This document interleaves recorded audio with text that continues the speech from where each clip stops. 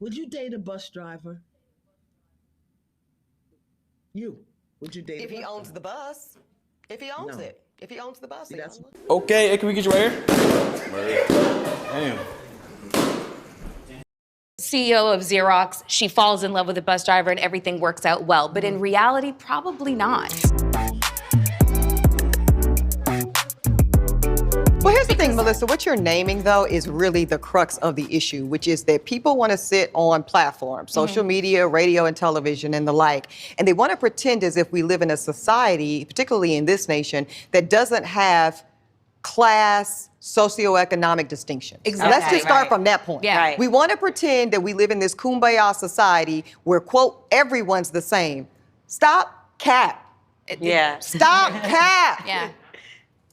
It's very It's true. not. Yeah. It's not. Like very we need to true. be clear. And it's not, for me, it's never about being better than, which I think is how a lot of that was framed.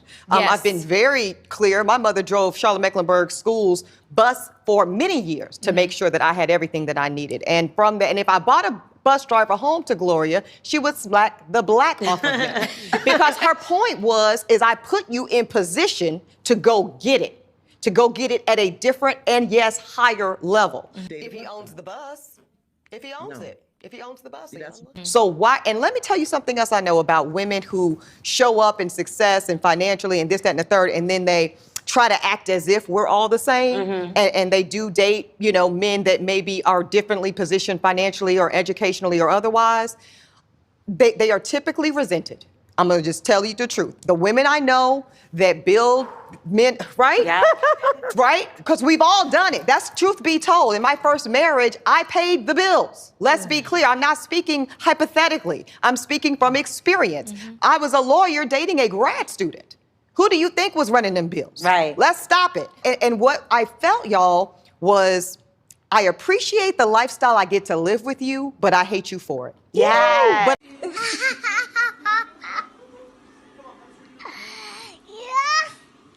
You know, but he makes you happy in all other areas, then, I mean, you know, and he met you at your worth. I thought he'd actually said he met you at your worst. I was like, wait, what are we even saying? What is this story that we're being force-fed? It's gross. And they were applauding him. I was just like, this is, first of all, Tyler Perry makes movies where the bus driver looks like Boris Kojo. And in that case, bring him on. Every single woman would be like, girl, I'm dating a bus driver. Oh, you want to see him? You know what I'm saying? So, yes, that's a factor. And it's like, I kind of feel like it was a gotcha moment with you. Yeah. Because it was just like, why throw bus driver at you? here's the thing about what Tyler's suggesting, right? The subtext is going back to what we just talked about. Your worth is minimal. So if you are willing to accept minimal contribution to your household, a la a light bill, that is equivalent to your value in society. That's the subtext there that no one's saying out loud. But but the other subtext in there is the assumption that Black women's only option is to date Black men. Oh, well. The conversation really Okay, now. never gets examined as to the other options that Black women have. Right, You know, right. and listen, I understand wanting to be race loyal. I understand wanting to, if you're a Black woman, you want to marry a Black man, you want to have Black children. I totally get it. But the reality of the situation is that I feel like, and I'm sorry if I'm offending anybody, I feel like Black men don't really want to have the conversation that Black women actually do have more options that are available to them than are ever kind of proposed. Yeah. Because yes, Black men, sure, it might be a little bit more difficult, but if you are willing to date outside your race, the options open up. And the I cultural do, thing is but wait, I people have to go give so hard. I have to give a caveat for this because I don't want to make any presumptions. As somebody who has been very open and transparent about my dating within and beyond Black men, I just want to say that that's not necessarily the savior complex that people think. Who really chooses Black women? Now I am sure you have heard by now that Black women require completely different standards for Black men. Non-Black men just have to be non-Black. As you can see, he can be short, hood, a bum, and a stay-at-home father. Yes, you heard that right. Non-Black men do not have to work as long as they get with a Black woman. A non-black man that is considered an incel, aka not a catch in his own community, can just get with a black woman and never have to work again.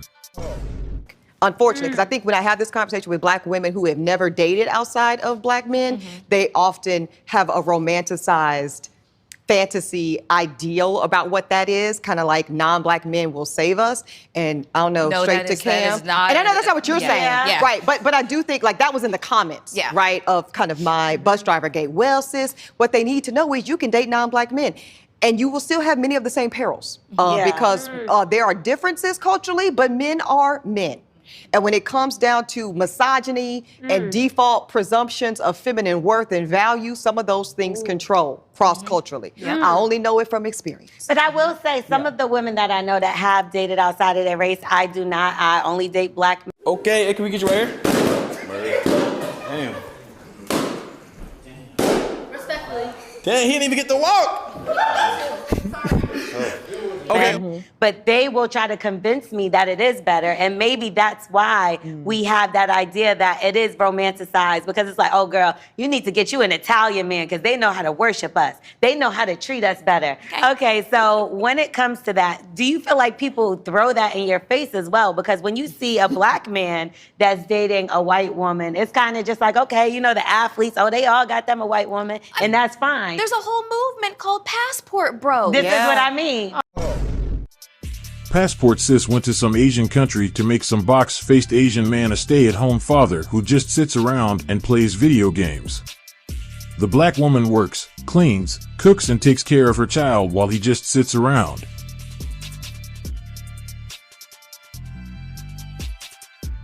Who really chooses black women? Oh, What God. the? I mean, it goes to Ebony's point Yes. about black women being fed the narrative that you got to take what you can get, that you're the lowest on the totem pole in terms of attractiveness, and that black men are actively saying, I do not want a black woman. I am going to go to another country to Yeah. find another, ethnicity or race of women because I deem them to be more attractive. I deem them to have more traditional values. I don't like white girls, nigga. Bring the chocolate out. Read, bow to me, Submissive. and But be- find them be to do submissive, what, whatever. though? To marry them. There shouldn't be no reason why you can't say, I don't want to date a bus driver. You know why? You're a lawyer. You did your education. You've done your work. You've been on television. You're still on television. And you probably don't want that kind of man. And that's okay. And I don't think that man wants me, Loria. That's the other part of the where you gonna meet conversation. him? No, I'm just saying that, but that man does not want me. Melissa, can you speak to that? I had this exact conversation about her. Yeah. And I posed the question about, the CEO of Xerox. Why should she have to date a bus driver? Why is this even a part of the conversation? First of all, the two of them probably have very little in common. Not even in terms of them personally, but their lives and their lifestyles and that sort of thing. And what's called into question when it comes to trying to date somebody who's of a different status than where you are, you're going to encounter problems that are going to result in microaggressions, just like the fissures are going to kind of show up in the relationship, but it's going to be a lot of unsaid things. Insecurities, you know what I'm saying? Yeah. Listen, in a perfect world, Miss CEO of Xerox, she falls in love with a bus driver and everything works out well. But in reality, probably not. Okay, hey, can we get you right here? Damn. Respectfully.